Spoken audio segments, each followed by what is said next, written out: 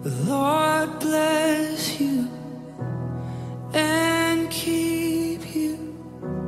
Make His face shine upon you and be gracious to you. The Lord turn His face toward you and give you peace.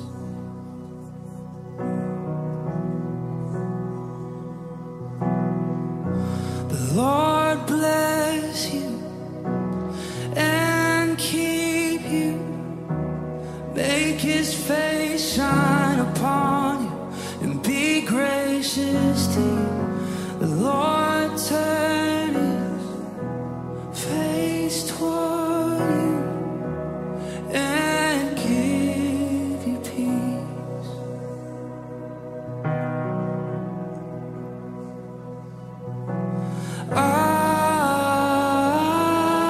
Amen.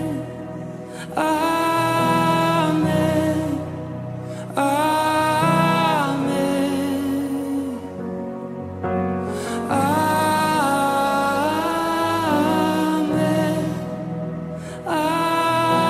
Amen. Amen.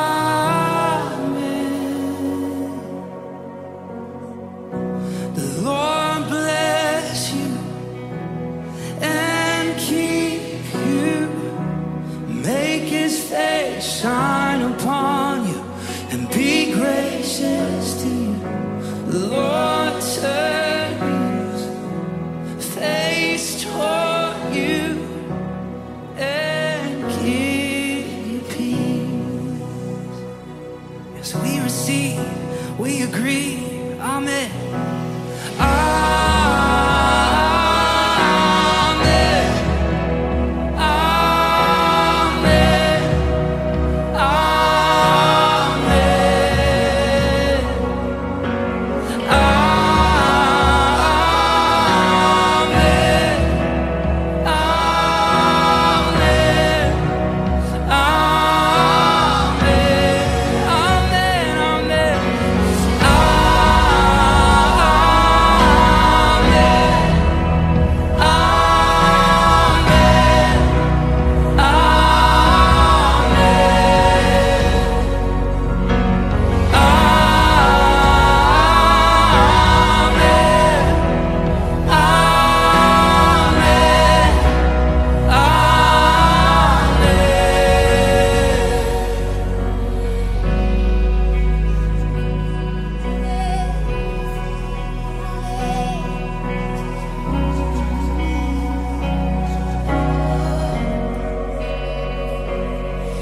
His favor be upon you and 1,000 generations, and your family, and your children, and their children, and their children. May His favor be upon you and 1,000 generations, and your family, and your children, and their children, and their children. May His favor be upon you and 1,000 generations, and your family, and your children, and their children, and their children. May His favor be upon you and 1,000 generations, and your family, and your children, and their children, and their children. May His presence go before you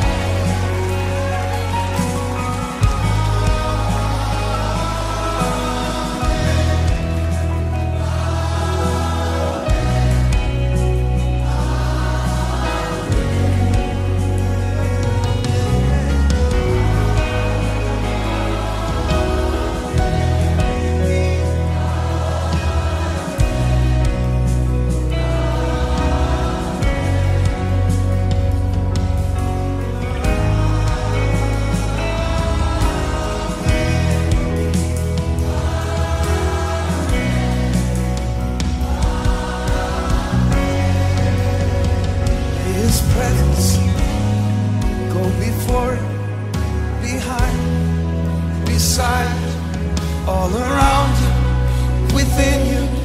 He is with you, He is with you. In the morning, in the evening, in your coming, in your going, your rejoicing. He is for you. May the favor be upon you and 1,000 generations, and your family, and your children, and their children, and their children. May His favor be upon you and 1,000 generations, and your family, and your children, and their children, and their children. May His presence go before you and behind you and beside you, all around you and within you. He is with you, He is with you in the morning, in the evening, in your coming and your going, in your weeping and rejoicing. He is for you, He is for you, He is for you, He is for you. Who can be against you? He is for you, He is for you, He is for you, He is for us, Lord. He is for you, He is for you, He is for you,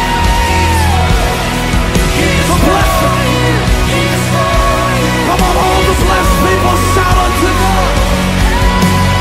Shout unto God.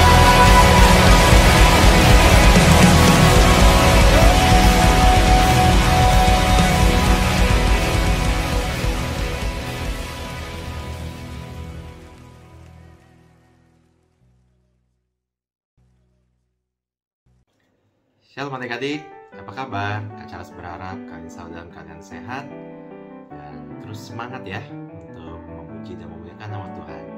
Sekarang kita akan mendengarkan firman Tuhan. Mari kita tundukkan kepala kita berdoa. Tuhan, kami sangat bersyukur untuk hari yang Kau berikan pada hari ini, Tuhan. Kami masih diberikan kesehatan, kami masih boleh bernafas. Itu semua karena anugerah dan kemurahan hati-Mu, Tuhan.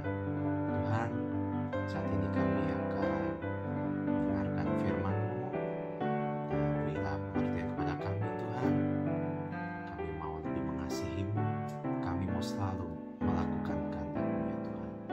Terima kasih Tuhan, di dalam nama Tuhan Yesus, Juru Selamat kami hidup, kami mengucap syukur. Haleluya. Amin.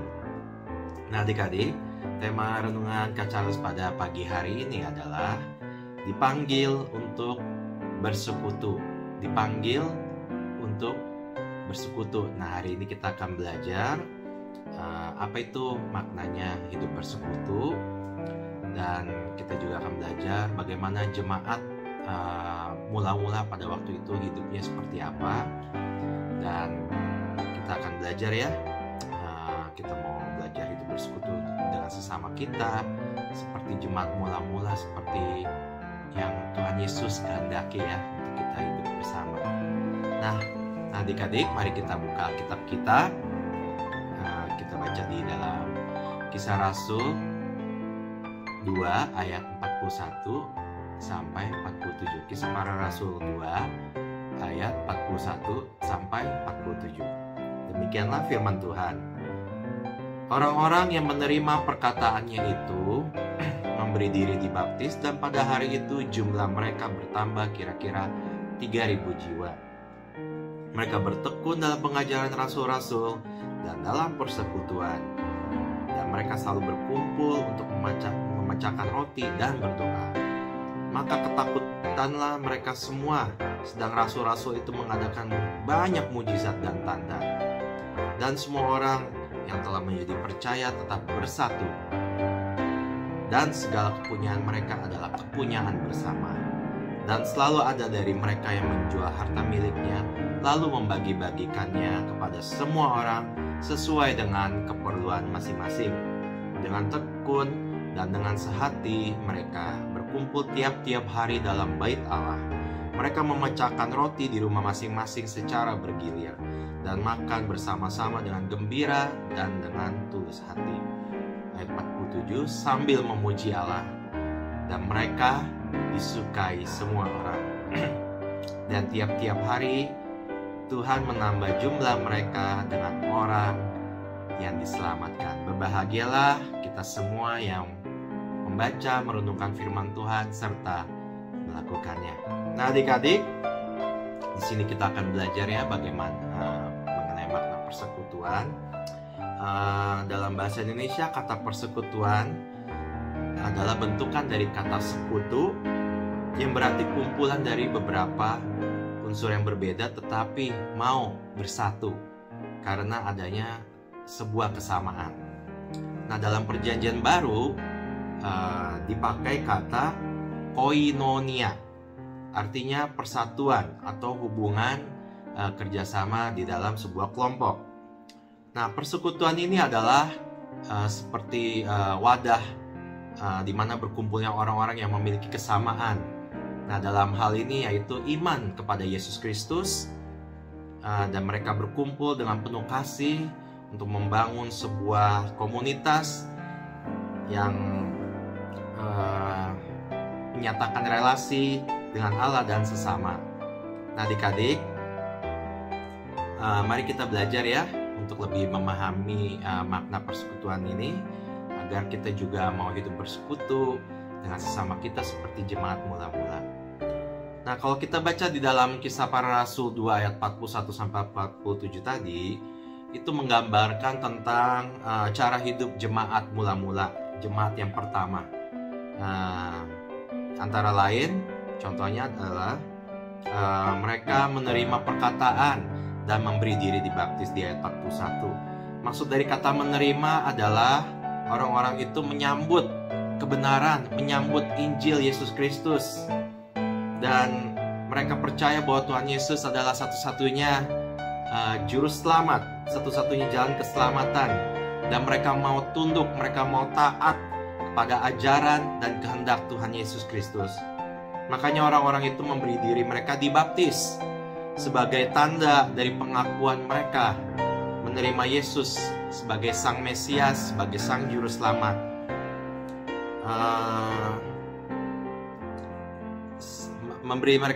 Mereka mau dibaptis juga sebagai tanda bahwa mereka mau sungguh-sungguh menjadi pengikut Tuhan Yesus Kristus. Nah, yang kedua, mereka juga bertekun dalam pengajaran Rasul dan mau berada di dalam perkumpulan orang-orang percaya. Kita bisa baca di ayat 42. Mereka bertekun, ini sebagai wujud kesetiaan mereka terhadap Tuhan Yesus. Mereka dengan setia mempelajari apa yang rasul-rasul ajarkan, maka mau berkumpul untuk mendalami firman Tuhan. Nah, hal ini menunjukkan bahwa mereka sangat terikat ya, untuk mereka sangat ingin untuk selalu berkumpul dengan saudara-saudara seiman. Nah, di dalam pertemuan-pertemuan itu ya jelas ya bahwa mereka mau belajar untuk mengenal Tuhan Yesus melalui pengajaran rasul-rasul. Nah, yang berikutnya adalah mereka ikut serta untuk memecah roti dan juga berdoa. Selain mendengarkan pengajaran para rasul, mereka juga memecahkan roti, mereka juga berdoa. Nah, kedua hal ini kemudian menjadi bentuk atau dasar ibadah dari orang-orang Kristen atau orang-orang gereja hingga saat ini. Nah, seperti kita tahu ya, kalau setiap awal bulan kita ada perjamuan kudus, kita memecahkan roti, kita minum anggur sebagai peringatan akan penderitaan Tuhan Yesus, sebagai peringatan bahwa Tuhan Yesus peduli dan Dia menyelamatkan jiwa kita. Nah, yang berikutnya adalah mereka saling peduli. Segala kepunyaan mereka adalah kepunyaan bersama-sama. Banyak dari mereka yang menjual harta miliknya dan dibagikan di antara mereka sesuai dengan keperluan mereka masing-masing. Kita bisa baca di dalam ayat 44-45. Nah, dalam jemaat mula-mula tuh mereka menerapkan gaya hidup saling gitu ya. Maksudnya mereka tuh mau saling berkorban, saling peduli, saling membantu, saling mendukung, dan juga mereka saling mendoakan. Mereka mempraktekkan gaya hidup yang tidak lagi memikirkan diri mereka sendiri, tetapi mereka memikirkan orang lain. Mereka mau berkorban bagi sesama mereka. Hidup mereka begitu, ketika mereka menerima Yesus Kristus, hidup mereka menjadi berubah. Mereka mau mengikuti kehendak Tuhan Yesus, yaitu mengasihi sesama manusia. Nah, yang terakhir adalah mereka dengan gembira dan tulus hati sambil memuji Allah. Nah, hal lain yang menarik yang kita bisa belajari adalah mereka dengan gembira, mereka dengan tulus, mereka memuji Tuhan. Tidak ada dari mereka yang terpaksa. Mereka menjadikan itu seperti gaya hidup, sebagai gaya hidup yang penuh dengan sukacita, penuh dengan rasa syukur. Nah, aktivitas dan gaya hidup mereka ini ternyata membawa dampak yang baik bagi orang-orang di sekitar mereka. Maka akhirnya kita bisa baca di dalam 46-47, mereka semua itu disukai oleh banyak orang, sehingga tiap-tiap hari jumlah mereka semakin bertambah banyak. Nah, adik-adik, kalau kita baca dalam perikop tadi, jemaat mula-mula itu sungguh menunjukkan sebuah kebersamaan ya, yang begitu kuat, yang begitu penuh dengan kasih. Nah, mari kita coba renungkan bagaimana mereka sebagai jemaat mula-mula itu hidup ya. Nah, kalau kita mau jujur dan kita mau lihat gaya hidup gereja masa kini, seringkali kita melihat ya banyak perselisihan, banyak pertikaian, pertengkaran yang terjadi di dalam gereja. Jadi tidak ada kehidupan yang seperti jemaat mula-mula gitu ya, seperti yang kita baca tadi dalam Kisah Para Rasul 2 ayat 41-47 tadi. Nah, mari kita sebagai anak-anak Tuhan, sebagai pengikut Kristus, mari kita belajar ya bagaimana jemaat mula-mula itu begitu mengasihi satu dengan yang lain. Dan biarlah kita sebagai gereja masa kini juga kita bertobat, kita jangan bertikai atau berselisih atau bertengkar terus ya, tetapi kita menerapkan apa yang Tuhan Yesus sudah ajarkan, yaitu saling mengasihi. Nah, dari ciri-ciri jemaat mula-mula kita bisa lihat ada beberapa bagian penting yang bisa kita pelajari, yaitu yang pertama adalah Yesus Kristus sebagai dasar dari persekutuan mereka. Setiap orang yang ada di dalam persekutuan itu mengaku percaya dan mau mengikuti kehendak Tuhan Yesus. Mereka tahu bahwa Tuhan Yesus adalah kepala dan mereka adalah satu kesatuan sebagai tubuh Kristus. Makanya mereka selalu bersatu, mereka mau saling mengasihi karena Kristus Yesus itu sebagai dasar dari persekutuan mereka. Nah, yang kedua adalah mereka percaya Alkitab sebagai firman Tuhan. Jadi setiap orang yang ada persekutuan itu mau membuka diri, mereka mau mengenal Tuhan lebih dalam lagi, mereka mau mendalami apa yang para rasul ajarkan gitu ya. Nah, yang ketiga ada nilai-nilai Kristiani yang sungguh-sungguh diberlakukan dalam kehidupan sehari-hari, yaitu ada kasih, ada kepedulian, ada kesehatian, ada kerinduan untuk selalu berbagi. Mereka wujudkan secara nyata dalam kehidupan mereka sehari-hari bahwa segala milik mereka adalah milik bersama. Mereka saling berbagi, mereka menjual harta milik mereka untuk membagi orang-orang yang membutuhkan. Nah, apalagi sekarang lagi pandemi COVID-19 ini, banyak saudara-saudara kita yang kesulitan, banyak yang menderita. Dan puji Tuhan banyak gereja-gereja yang mau berbagi, ya banyak anak-anak Tuhan, banyak pengikut-pengikut Tuhan Yesus Kristus juga mau berbagi ya, mau peduli, mau saling menolong gitu ya, dan saling mendoakan di masa-masa yang sulit ini. Nah, yang terakhir, yang keempat adalah mereka ada penyembahan kepada Tuhan. Nah, tujuan dari perkumpulan atau persekutuan itu adalah mereka selalu berdoa, mereka selalu memuji, mereka selalu menyembah Tuhan dengan gembira, dengan tulus hati ya. Nah, banyak yang bisa kita pelajari dari jemaat yang mula-mula ini, supaya kita sebagai anak-anak Tuhan, kita sebagai orang-orang gereja di masa kini bisa hidup sebagaimana jemaat mula-mula itu hidup ya. Mereka saling mengasihi ya. Nah, ada sebuah perumpamaan ya adik-adik.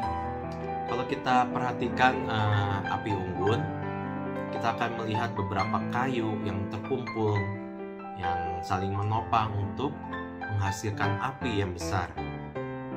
Nah, api yang besar ini bisa menghangatkan tubuh kita ya ketika malam terasa dingin begitu ya. Namun ketika kita mengambil satu buah kayu dan kita pisahkan, kemungkinan api dari kayu yang terpisah itu akan lekas padam, dan kehangatan pun juga akan memudar. Nah, begitu juga dengan kehidupan kita. Jika persekutuan yang kita bangun bertumbuh di dalam Kristus, kita akan menghasilkan dampak yang besar. Lain halnya ketika kita memilih untuk memisahkan diri kita dari persekutuan yang benar, maka kita akan segera padam dan kita tidak akan pernah bisa bertumbuh. Nah, adik-adik, hari ini kita sudah belajar ya. Mari kita terapkan ke dalam kehidupan kita. Mari kita belajar sebagaimana jemaat mula-mula. Kita belajar untuk saling mengasihi ya, saling mendoakan ya. Kita jadikan Yesus Kristus sebagai kepala gereja kita. Kita terus mau belajar kebenaran firman Tuhan, dan kita mau terus untuk bersekutu, tidak meninggalkan ibadah kita gitu. Kita mau terus setiap hari Minggu kita mau bersama-sama beribadah ya. Kiranya firman Tuhan menjadi berkat untuk kita semua pada hari ini. Mari kita tundukkan kepala kita berdoa. Tuhan Yesus, kami bersyukur buat firman-Mu yang telah ditabur pada pagi hari ini. Kami belajar Tuhan dan bagaimana jemaat mula-mula hidup. Demikian juga kami mau hidup sebagaimana mereka hidup ya Tuhan, yaitu saling mengasihi. Kami mau terus bersekutu untuk saling menolong, saling mendoakan, belajar firman Tuhan, dan kami mau terus untuk beribadah, memuji dan memuliakan nama Tuhan. Terima kasih ya Tuhan untuk firman-Mu pada hari ini. Dan sekarang kami akan berpisah satu dengan yang lain, dan kami yakin dan percaya tangan Tuhan selalu menyertai kami dimanapun kami berada. Kami berdoa Tuhan, sertai kami sepanjang minggu ini. Berkatilah studi kami, dan berkatilah juga orang tua kami, pekerjaan orang tua kami Tuhan, yang kiranya Tuhan yang turut campur tangan dan membuat segala sesuatu yang mereka lakukan Tuhan yang buat berhasil. Terima kasih ya Tuhan, di dalam nama Tuhan Yesus kami telah berdoa dan mengucap syukur. Haleluya, amin. Amin. Selamat berhari Minggu ya adik-adik. Tuhan Yesus memberkati.